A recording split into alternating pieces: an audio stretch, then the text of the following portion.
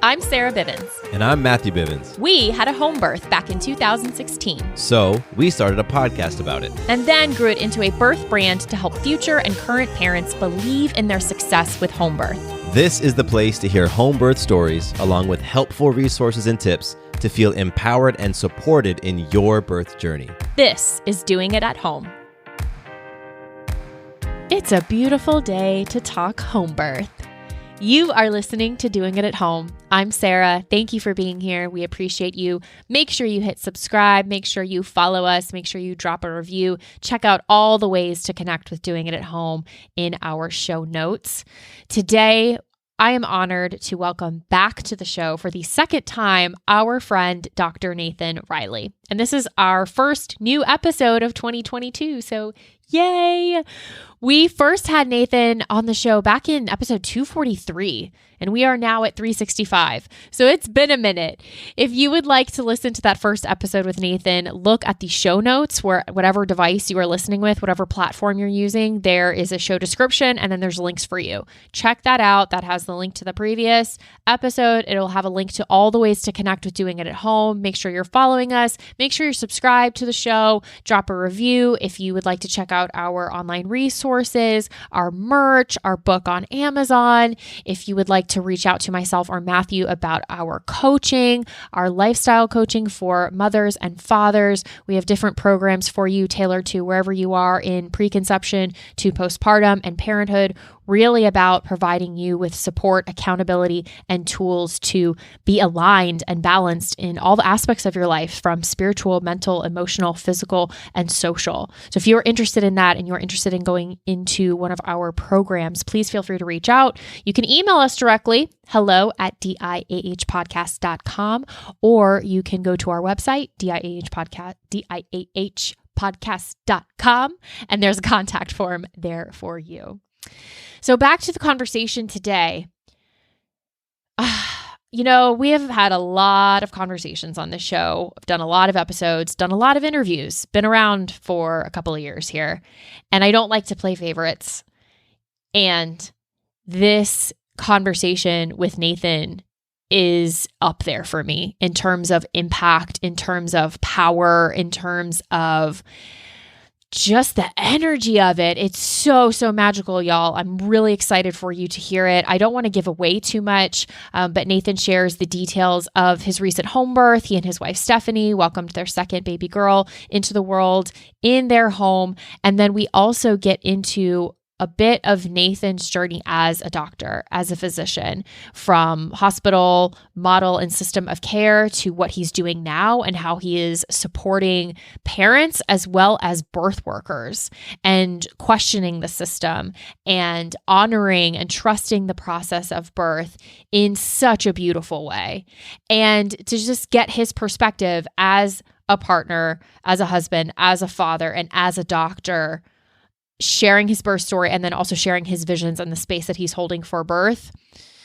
So inspiring. And he lists off a ton of really great resources in the conversation, places and people for you to check out if you are interested in this kind of conversation that we have here today. And so I'm going to have those in the show notes as well to make sure that you can find all of those really great, rich resources that he lists out. So without any further ado, quick word from our sponsor, and then you will hear from Dr. Nathan Riley. Education and community for pregnancy through postpartum are essential.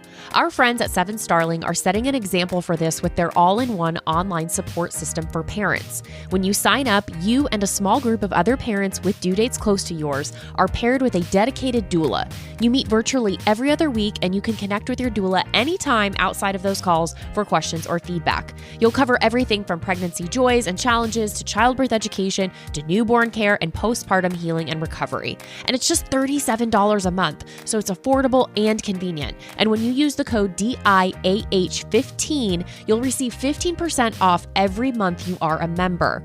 Great quality support that fits your schedule and lifestyle is accessible and available right now with 7 Starling. Go to 7starling.com and use the code DIAH15. Again, 7starling.com and use the code DIAH15. Nathan, welcome back to the podcast. Thanks for being here. Thanks for being you. Thank you. It's great to be back with you. Sarah and Matthew Bivens. It's been a journey for us. I reached out to you initially when when I was still in San Diego practicing hospital-based OBGYN, and now I'm in a very different place in my life. Yeah. We're still friends, which is really cool. It is cool. I love that. And we've both, myself and Matthew, separately, which I love, been on your show recently. And that's going to be coming out here shortly. And I'll be sure to share that within our channels and get people over to your podcast, because it is amazing. And all of the resources that you've been creating and just who you're being and how you're showing up in the space is so inspiring. And I am more than thrilled to share you and anything that you're doing here, doing it at home. I feel the exact same way. You guys are sort of, you don't even know it, but you're kind of mentors to me. It's like, man, how can I be more like them? So I'm really happy that we've stayed in touch over the years. Same. That's received. And, there's a lot of synergy and alignment. So let's see what we create here today. I feel like it's going to be very magical. Me too. Yeah. So you mentioned a lot has changed, and we're going to get into that, I'm sure. And I'm sure that's kind of woven into the story here. But just for those who haven't listened to the first episode that we did with Nathan, you definitely need to go listen to that. I'm going to include a link to that in the show notes and everywhere we put this episode. If you do want to kind of pause and listen to part one, so to speak, you don't necessarily have to, but if you just kind of want that context. But I'm sure we'll get into how a lot of that has shifted and how it's influenced you and as your family has grown. But I guess take us to when you became pregnant with your second and kind of what the thought process was there and how you planned for that birth, because it was a little bit different logistically from your first birth. Yeah, absolutely. So bear in mind that my wife and I have been together all the way through.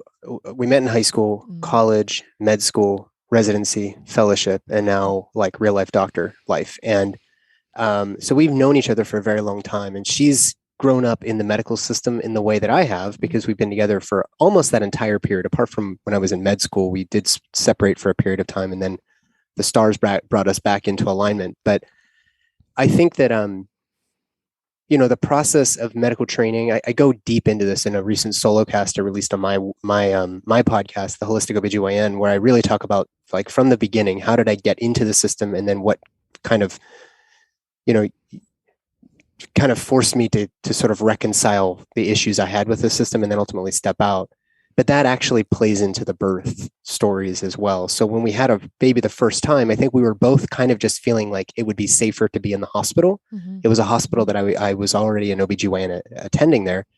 And we found a great OBGYN who gave us a very natural, unmedicated, undisturbed birth in the hospital, which is what most people desire if they're going to be in the hospital anyways. But since they knew me and knew my practice, I didn't have to shove people out. I didn't have to tell people don't do that. It was just like, let her be, and a baby came out, right? So it was already a really great experience. But then fast forward about, Penny was like 14, 15 months, and we found out we were pregnant again. It's not like we weren't not trying, but we certainly didn't plan to have a second baby during the COVID era. Mm-hmm. And so the first time, of course, we weren't in lockdown. And then the second time around, I had already been drifting from the system. I'd stopped hospital-based OBGYN because I just couldn't stand being called in to do C-sections for bad reasons. I just was fed up with it. Mm-hmm. And simultaneously then with the COVID thing, which nobody needs any explanation, that will live in infamy, this 20 months or so that we've been living in with this COVID, in the hospital system, people still don't really know what to do, right? Everybody has to wear masks. Sometimes the birthing woman has to wear a mask in some states. In this hospital in particular, I don't think that they were requiring masks, but they were swabbing you when you go in. And heaven forbid, one of the parents had a positive COVID swab from their nares. So then what happens to to you and the baby? Does the baby get quarantined until you get a negative test? I mean, like, there's all these sort of what ifs. Yeah. And I think Stephanie and I both realized, man, the first birth went pretty smoothly. Let's start entertaining the idea of doing a home birth. And in some ways, it's kind of me putting my money where my mouth is, because I've been talking about the virtues of home birth ever since we met. I reached out and I said, listen, I support you. I think that this is actually where women should be giving birth. Most women, not every woman, but most women. And so we did. We hired a local midwife, and then the birth. I mean, it was Stephanie's does really well in pregnancy. At 40 weeks on the dot, her water broke at 5 p.m. We called our friend Sarah, who has a company called Effigy Breathwork, and she did a breathing session with us. It's a hyperventilatory, conscious hyperventilation where you're hyperoxygenating. So it's actually very safe in pregnancy and in the birth process. And we started breathing with her. I set up the birth tub. We had the whole room rearranged. Like we had it all rehearsed. We did the thing. Then we laid down on the bed and Stephanie's contractions were starting to pick up a little bit, but we're only an hour into what, some people experience as like 48 hours of labor. So we were only 1 hour in thinking this is going to be a long haul. The first time was just good luck, 6 hours total, maybe, of labor. And we started breathing. This type of breathing kind of takes you out of your body. Didn't take Stephanie out of her body, but I was like out in outer space. Your hands and feet kind of cramp up a little bit. You're sort of incapacitated. But Stephanie was very consciously breathing through her contractions using this breath work. And even Sarah said, you went deeper, Stephanie, than I've seen you ever go with breath. Wow. And 6:40, Stephanie asked Sarah to pack up and leave. Our midwife was there. She had a midwife student and a physician actually locally who's trying to attend home births now. And she's another good friend of mine. Her name's Rebecca Cohen. And our midwife, her name is Jenna Oligues, in case anybody in the area wants a good team. Jenna was amazing. So they came up and they were like wide-eyed because we have this like heavy drumming, kind of like deep house sort of music playing. And we're both like, wow. I mean, it was powerful. There was so much energy in that room. And then Stephanie was kind of nudging me like, Nate, I think the baby's coming. And so she could feel the baby descending and the portal opening. And sure enough, Sarah leaves, gets in her car at 6:41. The midwife is there. Rebecca, our doctor's there. Mika, the midwife student's there. And Jenna responsibly says, Stephanie, let me just see what's going on. You're telling me things are changing. And like the head is there, basically. Wow. So in 2 pushes, the baby's out at 6:46. So we had basically 2 hours of labor. And now that is not the experience that every woman has. And I don't think that there's any secret to having that. I think Stephanie did really take care of her body. I think she is very conscious about and very intuitive about what goes in and what comes out and how to move right. And she stretches a lot. And there was some exercise periodically throughout the pregnancy, but there's no like secret method. I think her body really actually just handles this process super well. And she's also 35. So she's elderly, multi-gravid or whatever. Right. So baby came out asleep without any head deformation and just was sleeping right on her chest moments after birth. In fact, to get the APGAR scores, which is how we score baby's transition to the outside, outside of the uterus, we had to wake the baby up. And the midwife said 10 and 10, but that never really happens. It was like maybe 9 and 10, but that's like a perfect score. So this was a perfect birth. As far as I could tell objectively. I think Stephanie, of course, would tell a different story, but even for her, she said this was very healing. She leaned into the process this time as opposed to getting to the precipice and then holding back. So for her, it was very powerful. For me, it was very powerful. And we got to just snuggle up with our baby right in our bedroom. Didn't even get into the birth tub, Sarah. What a waste of all that water. Yeah, you hear about that. But it was sometimes. Magical. Yeah, it was, from an objective standpoint, it is the dreamy home birth experience. And I couldn't be more proud of my wife and of that little baby. And now we're just in nesting phase. It's been about 5 weeks now. And it's been great to just have her at home. We never had to go to the hospital. We never had any medical issues. We never got the vitamin K shots or the goop in the eye. We didn't have to clean her off right away. We left the placenta attached for like well over an hour. And then a couple hours later, the team left and we were left alone to watch Dune and just that's amazing. try to like lean into the experience of being parents again. So that's our birth story. That's incredible. Yeah. You messaged me, I think the day of, and you were just like, yeah, we just had a baby over here. So, it just sounded so normal, the whole thing. That's so incredible. And where was Penny while this was going on? So our whole family came, Stephanie's mom, my mom, and her husband, Paul, came. They were staying in town at a local Airbnb, and they actually came. They were actually there. We were actually seeding the yard. We were digging up the grass and reseeding it. And Stephanie texted and said, hey, I'm okay. I don't want you to sound the alarm or anything, but my water definitely just broke. And, just to let you know. And I said, okay, well, I went in and checked and her mom was doing Reiki on her. She looked pretty uncomfortable. And I said, let me call Jenna. And I went out and told all the rents, I said, hey, I think it's time to go to the Airbnb. So they kind of just dropped everything, grabbed Penny, grabbed all the stuff we had prepared for them, grabbed the 2 dogs, and went to the Airbnb. And we had contemplated having Penny stay for it, but given how young she is, I don't know. I just don't know what the right age is. Like, I think there's a good argument to have kids there. I don't know if at 18 months, if she's really ready for that necessarily. I just don't have a right answer. I'm actually kind of curious what you think about having a very, very, very young child at the birth. And she doesn't have context. She doesn't have really any understanding as to why mom is screaming and maybe in pain and there's blood. And, it just, I don't know. What do you think about that? For sure. I mean, of course it's situational, and I think it's knowing your child and their personality and whatever sort of predisposition they might have, or what sort of exposure or conversations that you've had with them. We've thought about it constantly since having Maya, and then thinking about future births, at almost every year, would we want her there? Would we not? Yeah. And I think looking back now and understanding who she is at 5, she just turned 5. I think she would be fully capable, fully in it. And I would have no question about having her here. And I would still have a contingency if it didn't, seem like it was going to suit everyone or serve everyone. But now I can say with the most confidence that at this stage or anything going forward, I would offer her that option. And I think she would be able to be capable of it. And I also feel like my energy could stay focused on where it needs to be rather than worrying about her. Whereas when she was probably anything younger than this, even if she was fine, I don't know if I would have been. I think I would have been, still having my focus on her. If I could even hear her crying or something like that in the other room, I don't know if I would have been able to dial in and drop in. So that's just my personal, knowing Maya and her personality. But, we've seen all the examples and how it works and goes. And I think it's all beautiful that you even have that option, that you can even explore that and have that sort of conversation. And even if they're not physically there for the birth, to have them there right after, or to have the ability for them to be right up with baby, and connecting with them, which they, might not be able to do in the hospital. So it is interesting. We've had all forms of that conversation in this household as we've thought about, other births or future children, what we would want to do.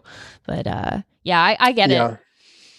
Yeah. Mm-hmm. I think one concerning thing for anybody out there listening is if an 18-month-old, she's very dependent on Stephanie for comfort and for checking in with her feelings. And of course she could do that with me, but I'm also there holding space for Stephanie, and Stephanie is holding space for the unfolding of the cosmic birth. Yeah. This sacred process. It's not a medical procedure. And if we can say it's not a medical procedure, then that actually puts a lot of the onus on the woman giving birth to really be checking in with herself and checking in with spirit and allowing this process to unfold and not holding back and struggling with this transformation that's happening. And if that's all true, which I believe it is, then if Penny needs comfort from her in that moment, I don't know if Stephanie would have been able to give her that. And so if she got scared, if she got I don't know, scared is probably the most likely scenario. Like, what's happening? I need you to check in with me. She starts pinging, as Kim John Payne describes in The Soul of Discipline. And Stephanie wouldn't be there necessarily to be able to be present with Penny. So that was probably the largest deciding factor, was like, hey, I'm not exactly sure where Penny's going to turn if we need to fall back on the contingency plan. Yeah. And in the moment, it might not be, Yaya, my mom, or Abby, Stephanie's mom, that would really be able to provide her the care that she needed. So I could see it going both ways, but we decided to just have everybody move off to the Airbnb. We had our own little sacred sanctuary in the bedroom set up, and I don't have any regrets. I think it was beautiful. That's awesome. And you mentioned being, proud of Stephanie, witnessing, her go through 2 births now, different kinds of experiences. It's just this evolution, this unfolding of her as a woman, as a mother, as a goddess, all of that. Just what else do you feel like you learned either about her, and then I'm sure yourself, but I'd love to hear any insight as far as what you got out of this birth experience that was kind of a new understanding.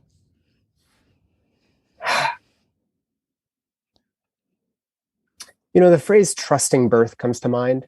Like when people use that word, sometimes they're like early in their midwife training. Like, let's contrast that with the experienced birthing woman or an experienced midwife or something who, yes, we trust in birth. And we know that there are some things that might require us to rush to the hospital. I think that this really did. I think for me, it was a total surrender to the process. And I think I was able to do that because I could see Stephanie completely in control of her soul, being guided by her soul, I should say. And that is actually where the trust in birth happens. It has nothing to do with if you give birth at home, if you free birth, if you're in the hospital. It's a matter of like stepping back and holding space for the unknown. And I think that I was able to rest into this a little bit more because it was like, if I didn't see, I saw power the first time. This time was a complete, like I saw the dark goddess energy coming out, Mother Earth, spirit. I saw it emerging from my wife. And I don't mean the baby. I mean, like there was something that was very obviously happening here in the room. And I think that's where the trust in the process comes into play. So much so that it actually makes me feel even more grateful to be able to offer women the experience of having birth at home, as opposed to having to necessarily cater the conversation to, but all these bad things can also happen. That's how all the pregnancy books start, right? It's like, here's like a list of horrible things that can happen to you. And here's maybe 60 pages on like how beautiful birth is. Like now the foreword of that book in my mind, and maybe if I write a book someday, it's going to be, here is 600 pages on the majesty of this process, right? The perfect co-creative process of spirit. And you get to witness it. You get to sit here and bear witness to it, not with all the distractions and the lights and everything. Here it is. And there may also be these things that we need to consider down the road. But right now, I need you as my patient, as my partner, as my sister, whoever, just to appreciate the reality of what's happening here, which is not, again, it's not a pathology. It's not something to be fixed by a doctor. It is something that you have no control over. This is spirit working through you to bring another life into the world. And when we start the conversation with that, it makes it so much easier to just to kind of go with the flow, and to consider, if you have an experienced birth keeper at your birth, to like also realize that, hey, they might have some information here for you that will keep you and your baby safe, if that's the route you would take, is going to the hospital. So I'm not sure if I answered your question there, but it really did kind of solidify the essence of like what birth is for me. And that is important as a doctor, especially, who's counseling people in pregnancy all day long. So, yeah. You exceeded my expectations on that question. You went well above and beyond. I'm sitting here like, yes, yes, yes. All of these, bells are ringing internally for me as you're describing and sharing everything that you did. And what I love about this conversation, and what I feel like it offers in terms of not just wisdom and knowledge, but then also on an energetic level and what's possible and the space that you hold. On one hand, you are a partner sharing your perspective of your birth experiences, and you are venerating and speaking to the majesty. I love how you use that word. I'm like so about words, like word, like I have like word porn. So I love like, yes, that is amazing. You're speaking to that in terms of how you're witnessing Stephanie, how you're witnessing this co-creative process, these joint agreements that are going on, right? But on the other side of the veil, and then as they come into this iteration, this time space reality. So you're sharing it from that perspective, like as a partner, and then you have the medical practitioner brain that you can apply. And then there's also been your own journey of that and integrating that into a space that works for you, aligns with your spirit, but then you also see it as a way to help heal and support others. Like all of this is at play right now as you're describing all of this. So you represent so many different facets of a witnesser of birth, an observer of birth, being present in it, and then also from a practitioner and a space holder perspective. This is just like, woo! Woo! Like, I hope people know what they are getting right now by listening to this. There's got to be so many pause, rewinds to this conversation, because that's just how juicy it is. I love it. Yeah. And so go ahead. No, go. No, it's all you. I'm wondering how this now, translates and weaves into where you're at in your practice, where you're at in how you are holding space for birth and what you're up to. Because as we mentioned at the top, it's shifted a lot from when we last spoke. So what are you doing right now and how does it look? So yeah, the journey over the past couple of years for me with the medical system has been fraught with issues. I was recruited out to Kentucky to practice hospice and palliative care. That's my other specialty. So I sit with birth, I sit with death, and I do a whole bunch of lifestyle medicine in between. That's my whole practice. So when I was recruited out to Kentucky, I thought, well, I'll do some OBGYN work, to supplement our income and to collect cases for my oral boards, which are coming up in a month or so. It's like the surgical boards that I don't really need to take, but people want to know you're board certified. And I've taken the written version, but I haven't done the oral version. And the oral version is really like, there's a 20% fail rate. Like it's a nasty test that everybody dreads. And I don't even need it because I'm not practicing in the hospitals anymore. But I had to collect cases. I figured I would take it and I am going to take it. And so I started doing it in the hospital, but that was before, like about 7 months into that, I was like, I just can't do this anymore, like I described earlier.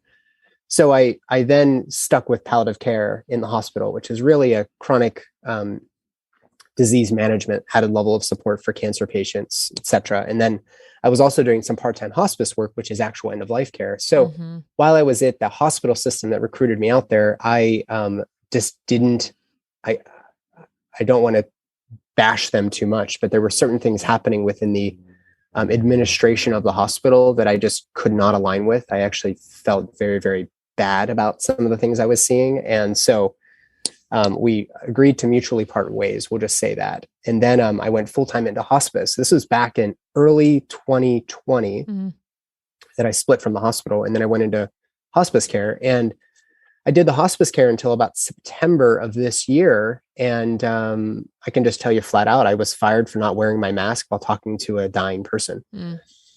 And just like what I described about birth, I feel almost the exact same way about death. It is there's a majesty, there's a sacred transformation of spirit that's happening here. This is not a medical procedure. This is not a medical conundrum for us to figure out. Mortality is the purpose of living. And you get a period of time to be here.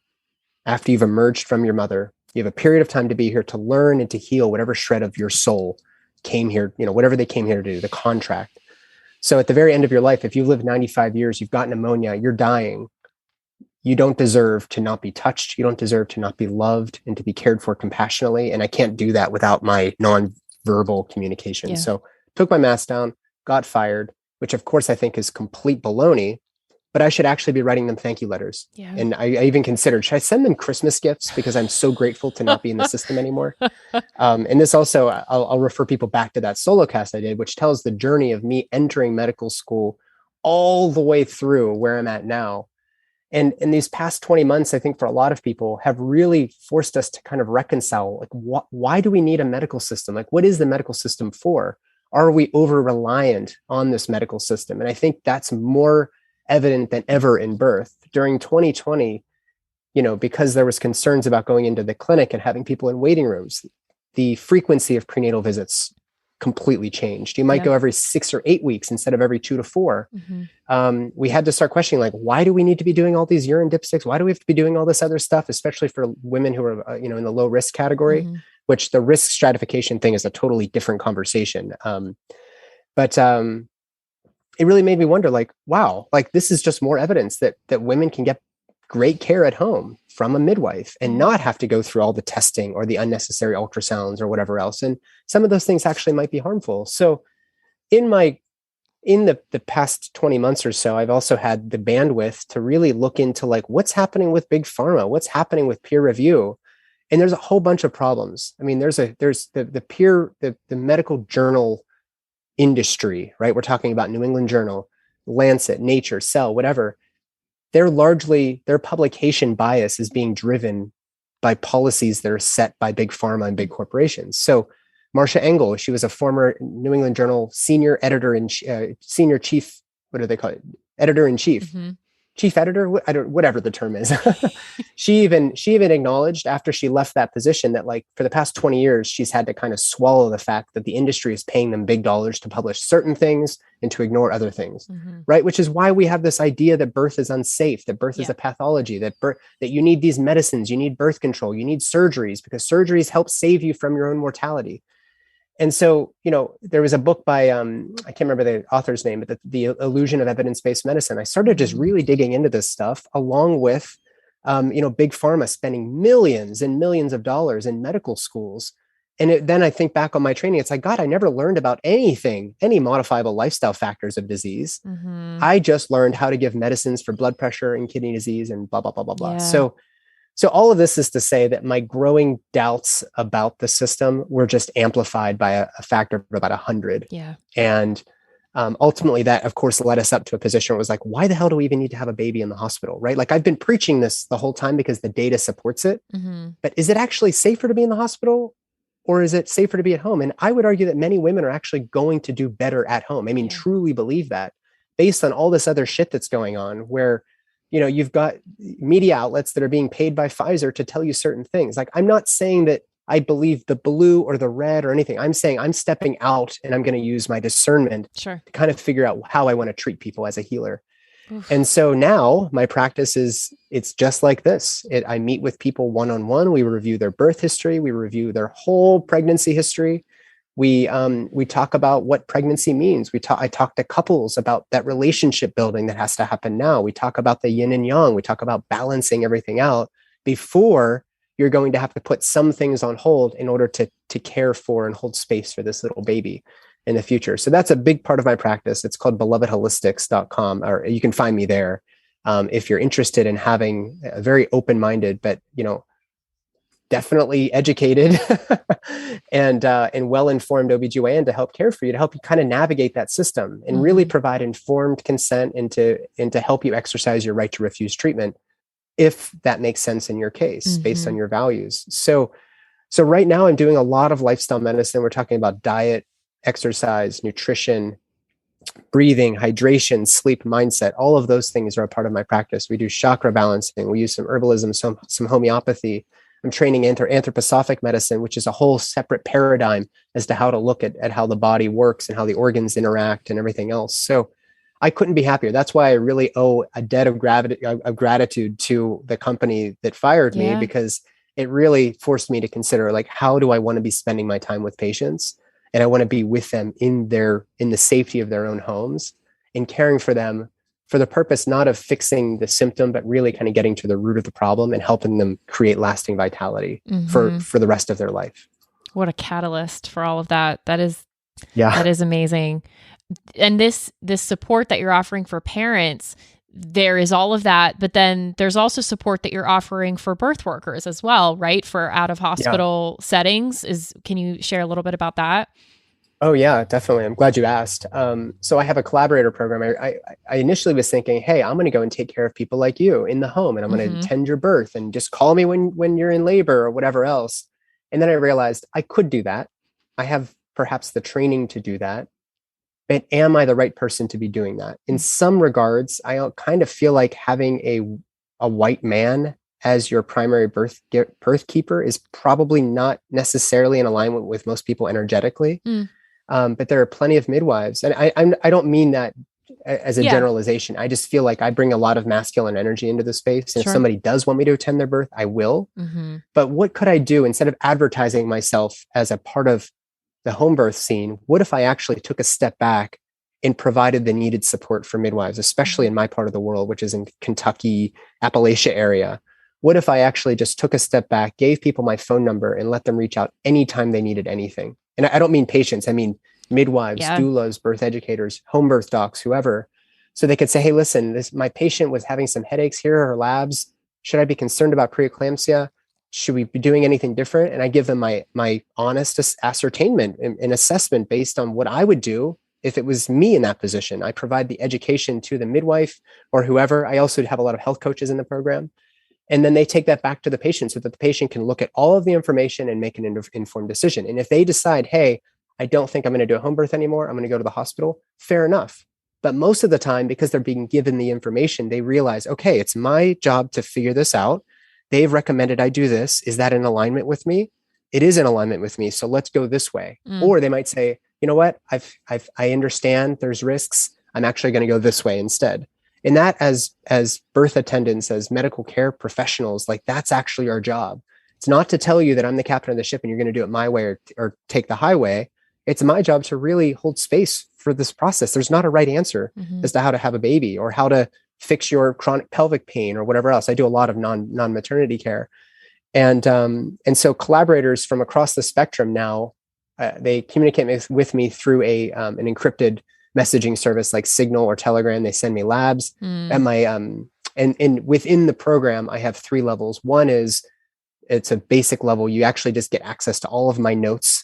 It's my summaries of every ACOG and ASRM practice guideline. And then the silver level, you get the one-on-one clinical help with clinical decision-making. And then at the gold level, I'll also order labs, imaging, medications at times at my discretion. And we do we're going to change it to twice a month now, peer review, where anybody in the gold level can actually get together in a Zoom call like this. And for an hour, we share cases, we share obstacles, we share just interesting cases and kind of talk it through so that everybody can kind of give their input and then that midwife can become a little bit of a better midwife.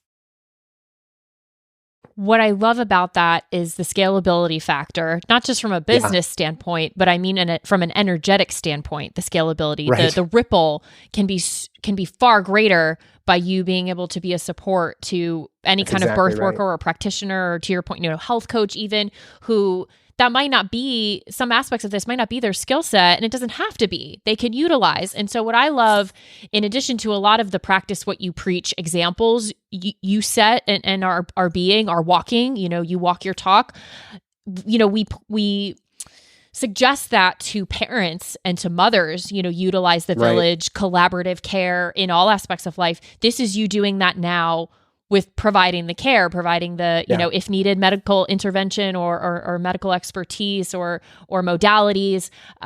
But this collaborative approach, this is birth workers, because birth workers are out there burnt the fuck out. Right. A lot of them. And I get it. And a lot of them are in the weeds doing it themselves. But you don't have to. So systems like this, and I would love to see more like this pop up throughout the country, throughout the world, where there can be this collaborative approach, not this competitive thing where it's really about the family-centered care and, everyone bringing their skill sets to the table and providing the best experience, because that's, ultimately what everyone wants. But when we're all spliced out, in our own islands and, you're strapped for resources, you're tied down by policies or even laws, depending on where you are, to have something like this, it's really matching and mirroring then the ideal care you want to be providing to the patients or clients.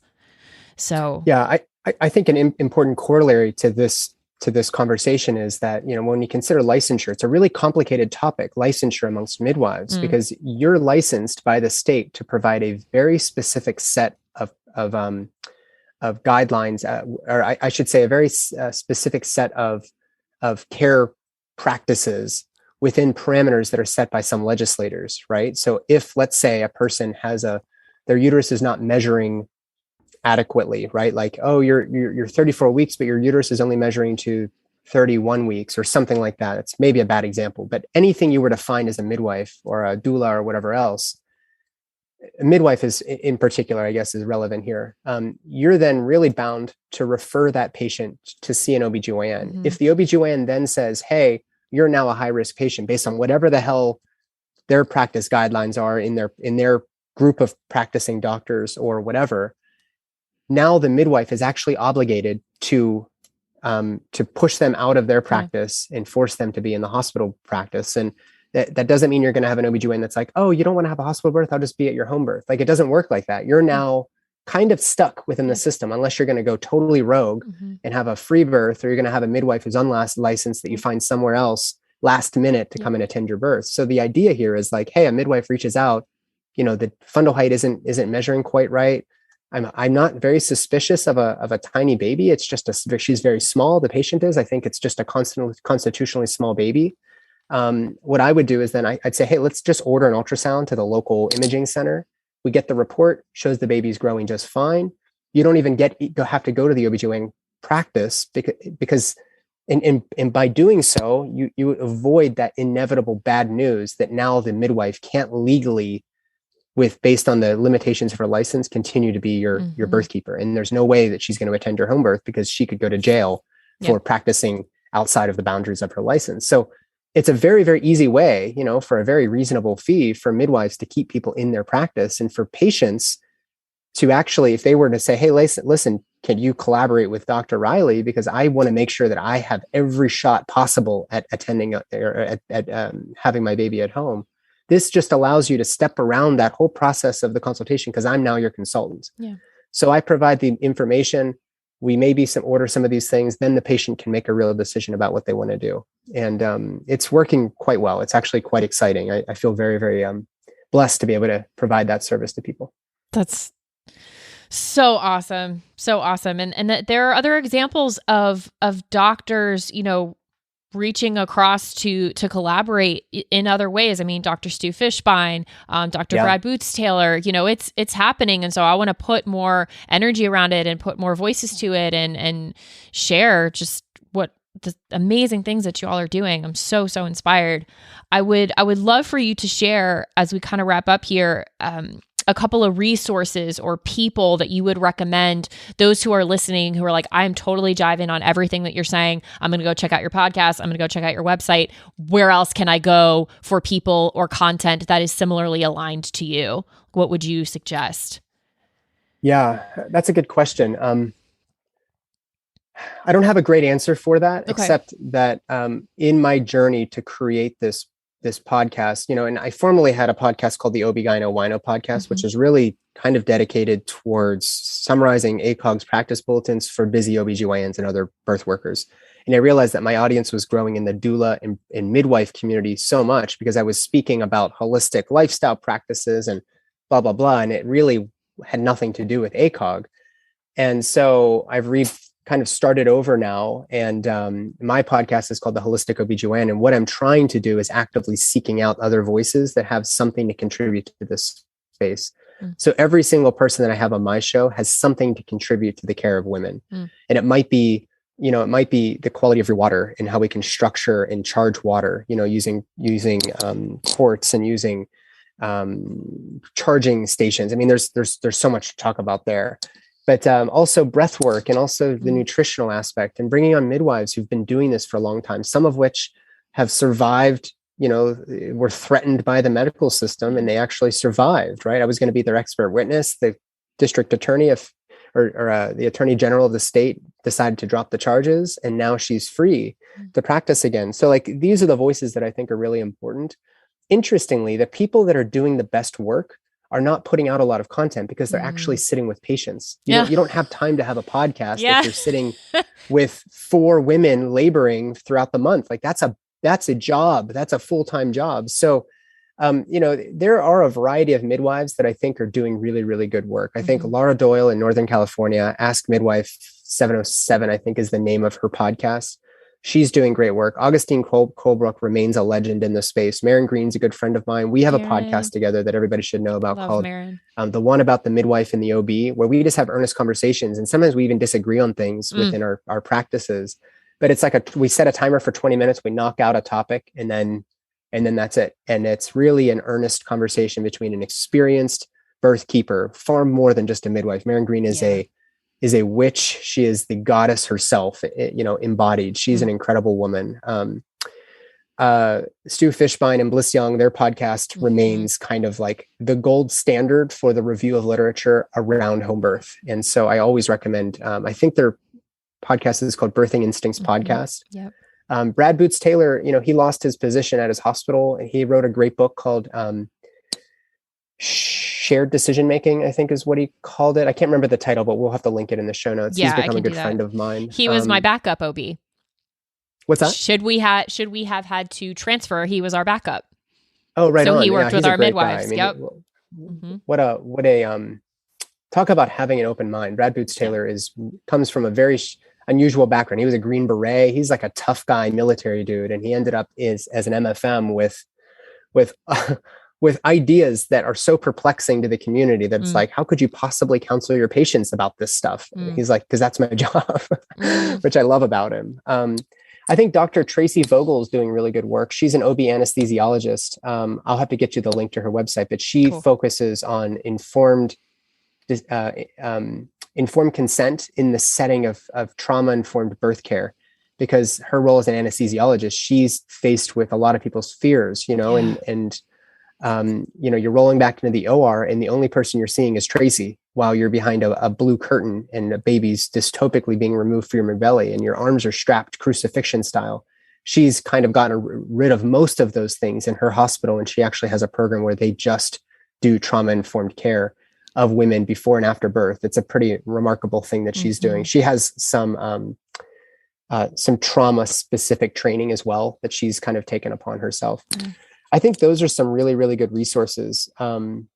Marion Green and Margot Blackstone have a midwifery school, Indie Birth, and most of the midwives that come out of there are phenomenal people. So I think that's a really good way, another good resource for anybody. They have a book as well. It's called Indie Birth, A Radical Birth Story, I believe is the name of their book.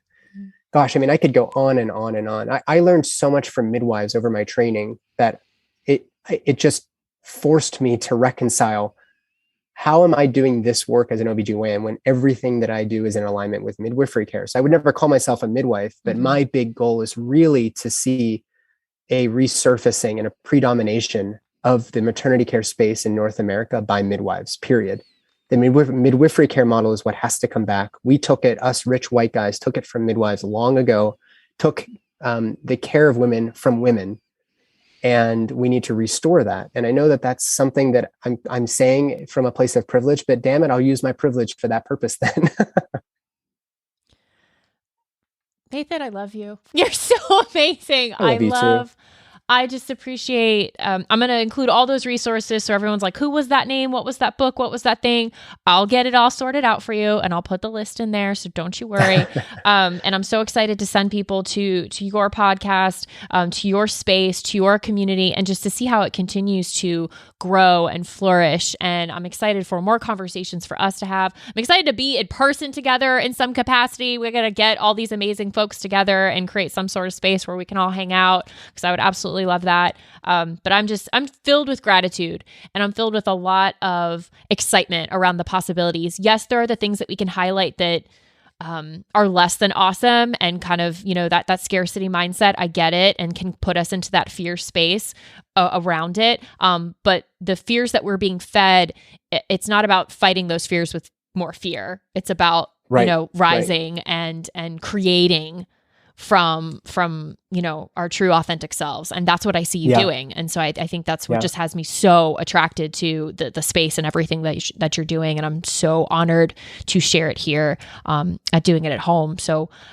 in closing, is there any last words or things that you would like to share with us or direct our attention to? Yeah, there is one more project I'm working on that I wanted to, I would be remiss if I didn't talk about this, because I'm having dreams about it. I see it when I sit with medicines in ceremony. I see it in my meditations, in my Tai Chi. There's something it has been manifested. It's just a matter of putting it together. I'm going to open a birth and death retreat center in 5-6 years on 200 acres of land with natural running clean water, with fertile soil, amongst the trees, amongst the birds, the plants, the bees, adjacent to biodynamic fields, regenerative agriculture, and livestock stewardship. And we're going to demonstrate, we don't have to burn the system down. We just need to create a life raft. So we're going to demonstrate, how can babies be born into this world in the most responsible, ethical, and empowered way possible? And that's really going to rely on us to reconnect with nature, with our roots, like literally reconnecting with Mother Nature, capital M, capital N, and which is in direct relationship to source, to spirit. And so bringing spirituality back into birth and death is kind of my jam. And so everything from the architecture, biophilic design, biogeometry, water charging, maintaining adequate soil health, and having everything in one space where we can do workshops, we can host retreats, we can do it all in one space. Have Alex and Allison Gray come and do some psychedelic artwork on the roof. I mean, like, do everything that we could possibly imagine to create the most healing environment possible, because even our homes are not the best places for healing, with all the EMF and all of the city water and the fluoride and all this other stuff. Like, why can't we just care for people in their most vulnerable state, giving them the best resources we have? Which will also then takes the onus off of the medical professionals to do everything they can to avoid death. It really allows us to hold space for the process while feeding the body and the soul in the most nourishing way possible. So I call it the portal retreat, and there's going to be a website, portalretreat.org. I need about $20 million to make this happen. So I'm working on that part, but I just want everybody to kind of know that that space is going to be emerging as the Eden that we can all imagine, where babies are born not with bright lights and distractions and needle sticks, but with singing and sound bowls and amber lights and everything down to the texture of the carpet and the comfort of the beds and the mattresses. And I mean, just having a really, really healing space in order to demonstrate that, hey, if we want to change the world, we need to change the way that babies are coming in, and we need to change the way that we care and love for one another, and not be further dividing one another. We need to really, really reel it in and start leading with love and compassion. And that's what the center is all about. Well, I will hold that intention in my womb space for you, because yes. And now just by sharing it here, planting that seed, just to magnify the energy and the intention around that. So amen to that. I'm really excited to see how this unfolds and everything else with you. So Nathan Riley, thank you again. Appreciate you. Thank you, Sarah. It's my pleasure. Thanks again for doing what you guys do. So grateful.